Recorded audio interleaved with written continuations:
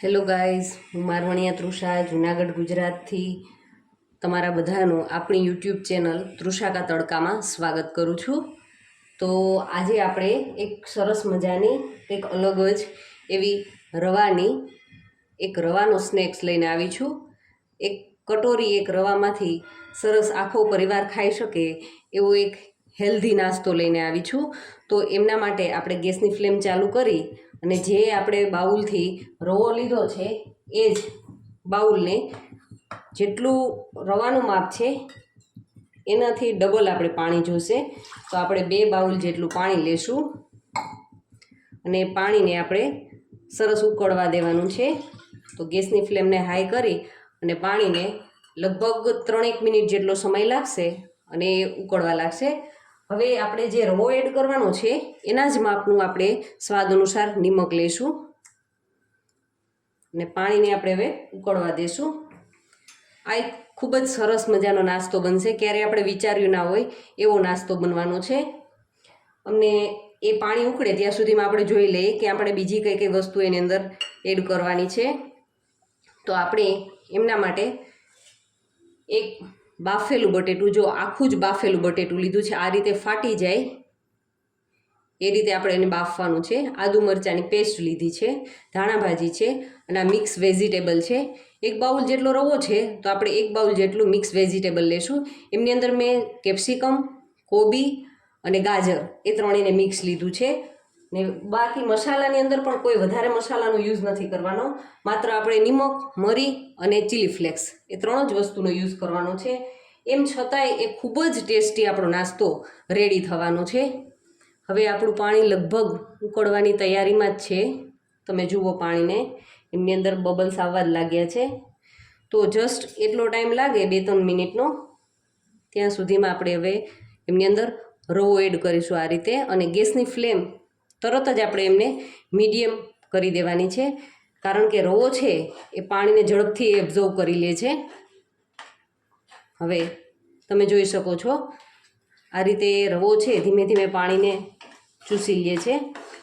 હવે એને slow flame ઉપર જ આપણે સારી રીતે આ રીતે હલાવવાનું છે અને એકદમ થીક થઈ જાય ત્યાં સુધી આપણે એમને ગેસ ઉપર જ રાખવાનું છે. ને આપણી પાસે જે ચીલી ફ્લેક્સ લીધા છે એ આની અંદર આપણે એડ કરી દઈશું.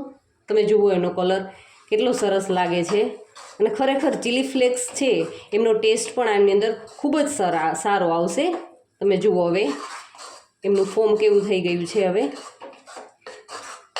એકદમ થીક થઈ ગયું છે, છતાંય આપણે એમને 1-8 મિનિટ માટે એકદમ સ્લો ફ્લેમ પર આ જ રીતે હલાવતા રહેવાનું છે.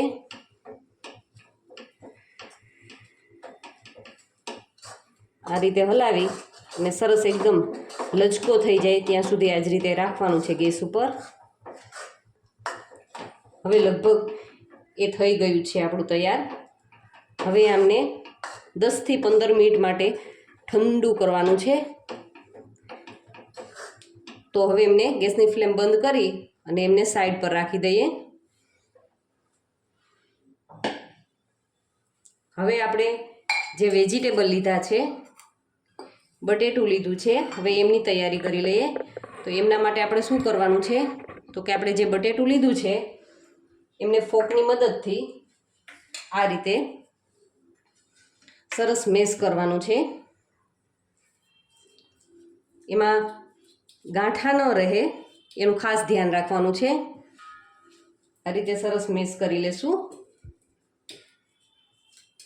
મિક્સ થઈ જાય પછી જો આપણે જે વેજીટેબલ લીધા છે એને એકદમ આપણે ઝીણા ચોપ કર્યા છે.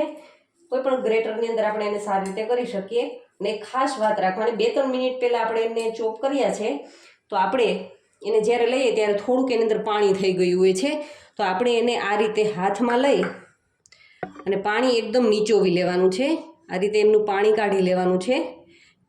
નહીંતર શું થશે કે એ જે મિક્સ થશે તો એ પાણી એનું છૂટું પડશે, તો એ સારું નહીં રહે, કારણ કે તેલની અંદર જાતા એ ફૂટશે, તડ એવો અવાજ બી આવશે અને ઘણી વખત એના જે આપણે આગળ બનાવશું બોલ્સ એ પણ ફૂટવાની શક્યતા રહેશે. તો આ રીતે પાણી છે બિલકુલ નીચોવી અને ત્યારબાદ જ બટેટાની અંદર આપણે મિક્સ કરવાનું છે.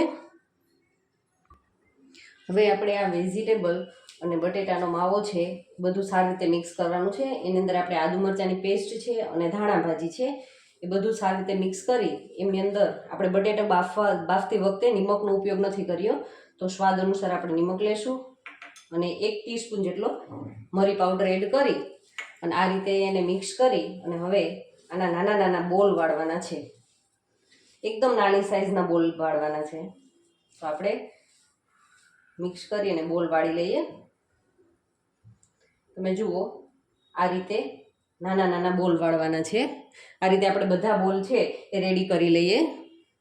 જુઓ હવે આપણા બધા બોલ છે એ રેડી થઈ ગયા છે.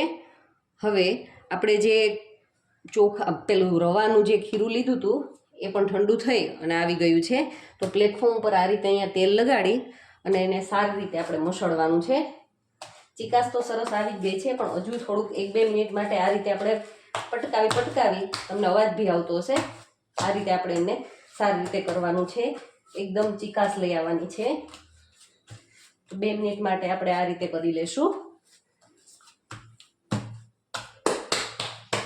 હવે જુઓ આપણે આ જે ખીરું છે આપણું એના આપણે આ રીતે હાથ ઉપર લઈ તેલ લગાવી અને આ રીતે આપણે એની થેપલી વાળવાની છે. તમે જુઓ હાથમાં આ રીતે વચ્ચે રાખી અંગૂઠા અને આંગળીની મદદથી આ રીતે સારી રીતે એની થેપલી વાળી લેશું અને વચ્ચે આપણે આ રીતે બોલ રાખી અને ફરતી કિનારીઓથી આ રીતે સરસ રીતે દબાવી અને આપણે બોલ રેડી કરીશું. આવી રીતે બધા બોલ આપણે બનાવવાના છે. અને જુઓ આની અંદર એક ખાસ વાતનું ધ્યાન રાખવાનું છે. આ ટ્રીક તમારે ફોલો ખાસ કરવાની છે કે જો આપણો બોલ રેડી થઈ જાય પછી આપણે એમને એક ફોકની મદદથી વચ્ચેથી થોડું બ્રેક કરવાનું છે. આ રીતે 2 સાઈડથી આ રીતે આપણે એમને બ્રેક કરી લેશું. હવે એમ કરવાનું કારણ શું છે? આ રીતે બ્રેક કરવાનું કારણ શું છે? તો એના કારણે શું થશે કે જ્યારે આપણે એમને ફ્રાય કરીશું ત્યારે ફૂટશે નહીં. નહીંતર ઘણી વખત ઘણા એવી વાત જોઈ હશે કે ઘણી વખત એ બટેટાની પેટીસ બનાવતા હશે તો પણ તેલમાં જતા એ ફૂટતી હોય છે. તો આમાં પણ એવું ઘણી વખત બને છે. તો એ વાતનું ખાસ ધ્યાન રાખવાનું કે આ રીતે આપણે જ્યારે બનાવીએ ત્યારે એમને મેં તમને હમણાં બતાવ્યું એ પ્રમાણે પાછું હું બતાવું. તમે જુઓ આ રીતે આખું બોલ બનાવી વચ્ચે ફિલિંગ રાખી સરસથી કોટ કરી અને એમને બ્રેક કરવાનું, ખાસ બ્રેક કરવાનું નથી ભૂલવાનું. તો આ રીતે આપણે આપણા બોલ છે એ બધા રેડી કરી લેશું. હવે જુઓ મિત્રો આપણા બધા બોલ છે બનીને રેડી થઈ ગયા છે. અને જુઓ મેં તમને કીધું એ ખાસ વાત યાદ રાખવાની છે કે આ રીતે બધા ફોકની મદદથી બ્રેક ખાસ કરવાના છે, નહીંતર તેલની અંદર આવીને ફૂટશે. એ વાતને ભૂલવાની નથી. અને હવે આપણે ગેસની ઉપર તેલ પણ ચડાવી દીધું છે. તેલ ગરમ પણ થઈ ગયું છે. તો આપણે ધીમે ધીમે આ બધા છે તેલની અંદર આ રીતે એડ કરીશું અને એમને સરસ ક્રિસ્પી ગોલ્ડન બ્રાઉન થાય ત્યાં સુધી આપણે એમને ફ્રાય કરવાના છે. હવે જુઓ મેં એક ઘાણવો બનાવીને રેડી રાખ્યો છે. આ રીતે આપણે એમને સરસ ક્રિસ્પ થાય એટલા તળવાના છે. તમે જોઈ શકો છો ખૂબ જ સરસ દેખાય છે. અને ખરેખર ક્યારેક કંઈક ખાવાની ઈચ્છા થાય કે ઘરની અંદર જ પડેલી વસ્તુઓમાંથી આપણે કંઈક બનાવવું છે તો આપણે આ સરસ ચટાકેદાર એવો નાસ્તો છે. આની અંદર કોઈ જ ચટણી એમની સાથે લેવાની પણ જરૂર નથી. તમને હું ખોલીને પણ બતાવું. ખૂબ જ સરસ લાગે છે અને ટેસ્ટી પણ એટલા જ છે. તો આપણા આ રવાનો સરસ ટેસ્ટી એવો નાસ્તો રેડી છે. Thank you for watching.